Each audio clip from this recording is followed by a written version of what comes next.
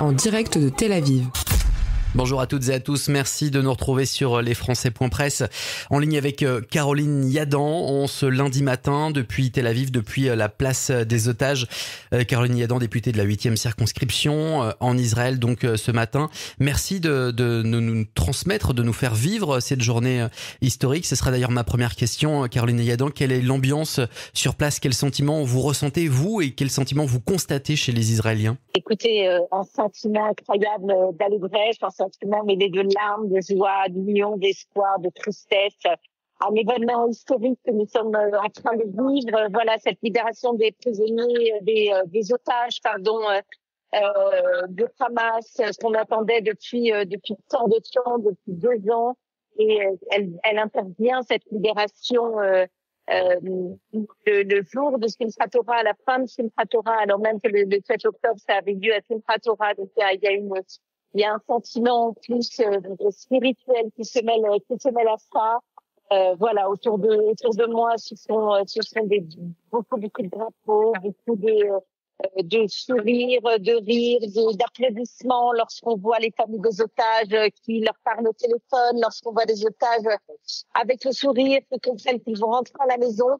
Voilà, l'espoir n'est plus un vain mot, il est là, il est parmi nous, et c'est un pays qui peut à nouveau respirer, un peuple qui se relève uni dans l'émotion et dans la gratitude pour la journée qui a commencé et qui s'annonce. Caroline Yadan, à quel point ce qui est en train de se passer est historique et à quel point vous pouvez en prendre le pouls? Est-ce que vous avez, au moment où on se parle, le sentiment que la paix et la solution à 2 États est possible et que c'est réellement maintenant la fin de cette guerre? Alors non, je n'irai pas jusque-là. J'espère que ça, c'est annonciateur de bonnes nouvelles pour la suite. Vous savez, il y a un plan, il y a beaucoup de choses à respecter dans ce plan. Il y a beaucoup d'étapes également à signer, à accepter. On n'en est qu'à la phase 1, donc c'est la phase principale, c'est la phase essentielle qui nous permet aujourd'hui de dire ça y est, il n'y a plus d'otages torturés dans les tunnels de Hamas.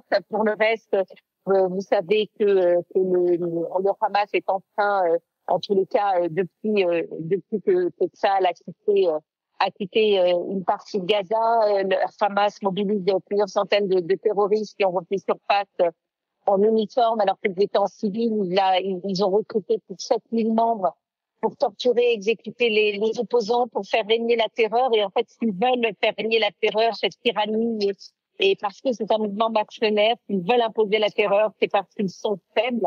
Mais il n'en reste pas moins qu'aujourd'hui, le défi sécuritaire reste entier. La démilitarisation reste l'objectif principal avec cette force internationale, laquelle j'espère pourra réellement intervenir et réellement repousser le Hamas de Gaza. On entend le message de prudence également. On imagine que sur place, vous avez pu échanger avec des Français.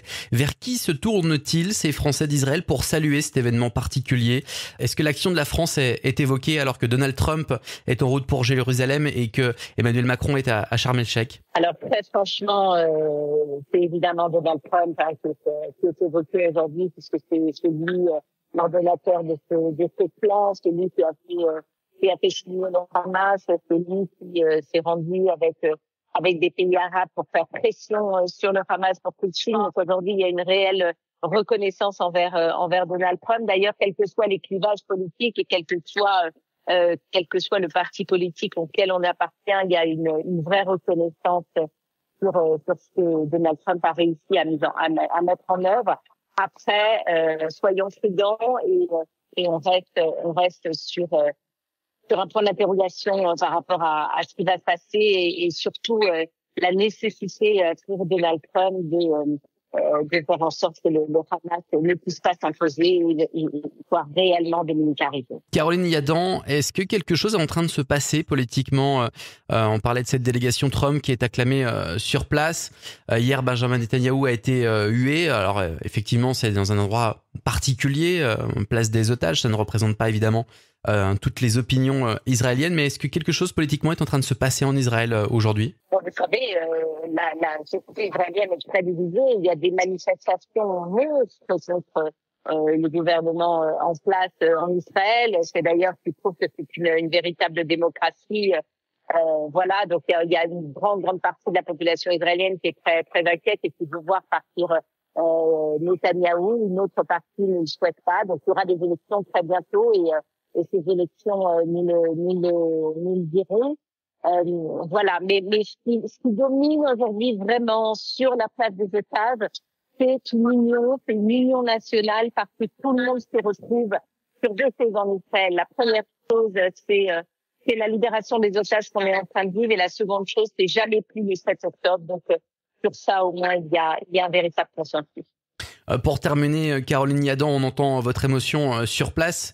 Est-ce que vous l'avez partagée avec des Juifs hors d'Israël? Qu'est-ce que vous avez envie de dire aussi aux Juifs qui sont en France de ce que vous vivez sur place? Écoutez, j'ai publié des photos, je publie sur mes boucles WhatsApp des vidéos lorsque j'ai du réseau ici, ce n'est pas que facile.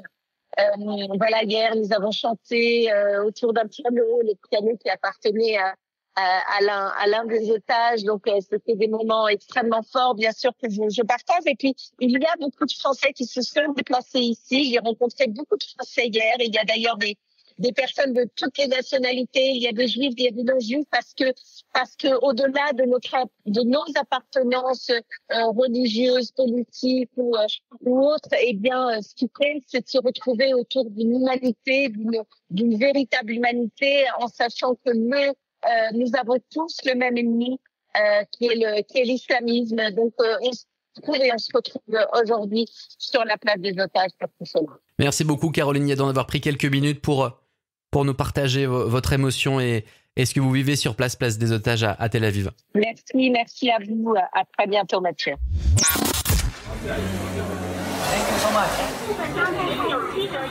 En direct de Tel Aviv.